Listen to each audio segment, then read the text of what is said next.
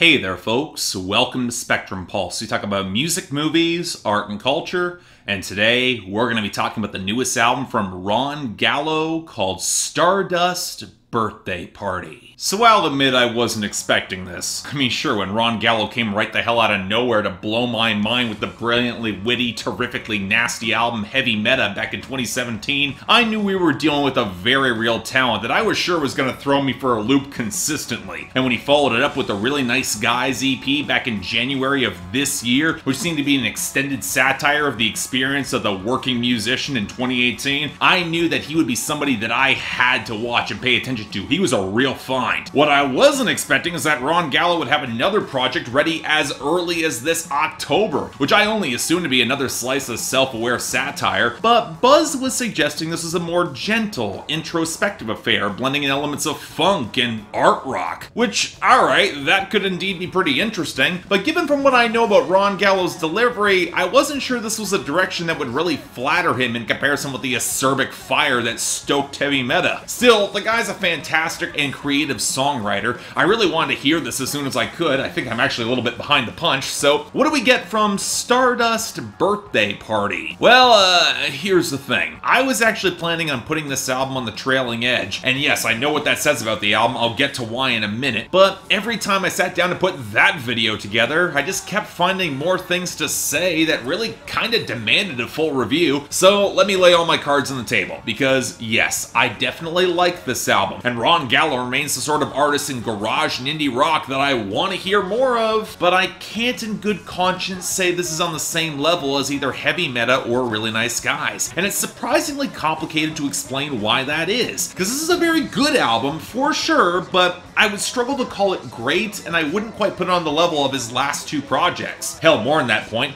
I struggle to call this more distinctive, which starts us off with what many people have branded as the biggest issue with Ron Gallo across all of his work: originality. Now, I've always been of the opinion that his viciously acerbic songwriting, the wild delivery, and the flair for deconstruction, they do plenty to make him seem unique within this style of rock, even nowadays. All the more pronounced with the stylistic production choices behind albums like Really Nice Guys and sampling and composition. And I like to say that Stardust Birthday Party continues in that tradition, but in truth, while the influence of acts like the Rolling Stones was evident on previous albums, it's really hard for me to ignore how much of their psychedelic blues-driven edge is rubbing off on this album here. And when it's not them and you get the more wiry grooves dominating the back half of this project, it's hard not to look at the nerdier side of post-punk and art rock in the very late 70s and see a very similar parallel to some of the tones and attitude that Ron Gallo is using here, which would not be an issue if the hooks were as catchy or witty as they were on, say, Heavy Meta. The problem is that in aiming for a more languid psychedelic approach across some of these song fragments, which is still tainted with enough edge because it's Ron Gallo, except there's less firepower this time, and then tamping down on the scuzz in the mix, the sharper hooks, they wind up feeling fewer and further between. But again,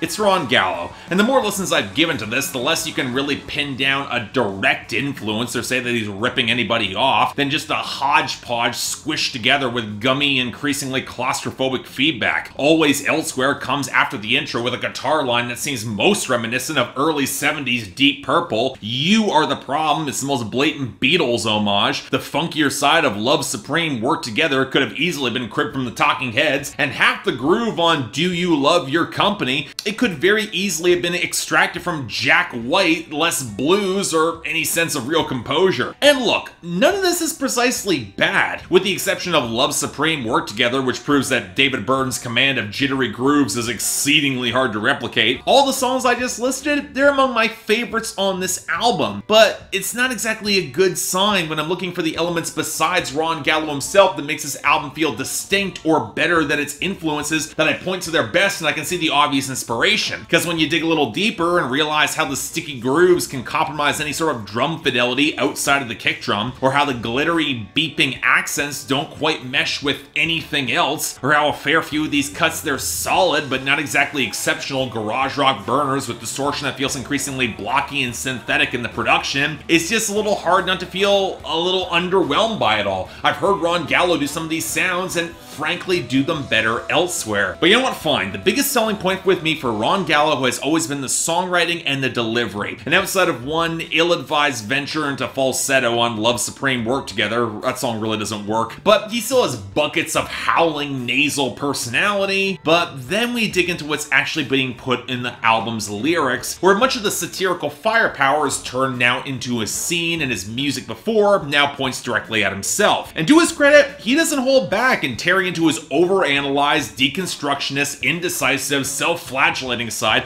to the point of questioning whether or not he even enjoys his own company. Perhaps a shade more direct than I'd prefer. Most of this was in the subtext on Heavy Meta and Really Nice Guys anyway. But you know what? I was on board. This was intriguing. And then midway through the album, it takes a turn into what can be described charitably as hippie territory. And while the interlude Ohm seems to at least try to take the piss out of some of it, you come to the surprising realization that a fair amount of this is actually sincere. Worse still, it's the brand of hippie enlightenment that doesn't seem interested in engaging with an actual ideal beyond the more you know, the less you truly know, and hasn't picked up any of the social conscience that was characterizing the better parts of the hippie music of that era. And here's the thing, Ron Gallo is usually operating on some level of irony, so I was looking for that point where he'd eventually wink at the audience, but beyond a lingering sense of fatalism that we're all gonna wind up dead anyway, which he then seems to parody on I Wanna Die Before I Die, it doesn't really have that moment beyond a really condescending breakup song with bridge crossers, and by following it with Happy Death Day, the album just hits this really bitter note and does not end all that well. And look, there's always been some level of sour melancholy to Ron Gallo's music, but it's usually redeemed or tempered by enough biting wit or firepower to land the joke or just kick enough ass that we stop caring. But here, the writing feels increasingly abstract and not as sharp. The production feels increasingly claustrophobic, and while the album can still feel insanely catchy, they're just less true standouts, and the lineage is even more plain to the naked eye, and especially with so many songs feeling as fragments, that's a problem. So as a whole, yes, I still like it, but it's a step back from what I've liked about Ron Gallo's past few projects, netting a light 7 out of 10 from me, and mostly a recommendation, but for fans. If you're looking for a Ron Gallo project from this year to check out, I would stick with Really Nice Guys, cause this, well, alright, you might hit Nirvana for a few songs, but it's not worth the come down. Just saying. So yeah, thanks a lot for watching. If you'd like to like and subscribe, I'd be more than grateful. Yeah, I was pretty harsh on this, but sorry guys, this did not connect nearly as well as I was hoping. But if you want to buy or actually stream the album, links down there below. Got the poll up there for y'all to tell me how wrong I am, but still, if I'm going back to Heavy Meta or Really Nice Guys, there's just more meat to those songs and more meat to those albums. Just gotta be real there. Beyond that, anything else I might be able to do to improve my presentation, I'm all ears. If you guys want to get involved in my scheduling process or help support the channel, link to my Patreon's right over there, where 3 times a week you guys get to vote for my schedule, and once a week for the higher tier contributors, you guys get to add albums, movies, or even a top 10 list to that schedule. More details right over there. If you want to see my schedule, it's on my Instagram, link down there below. But till then, I'm Mark, you're watching Spectrum Pulse, and I'll see you next time.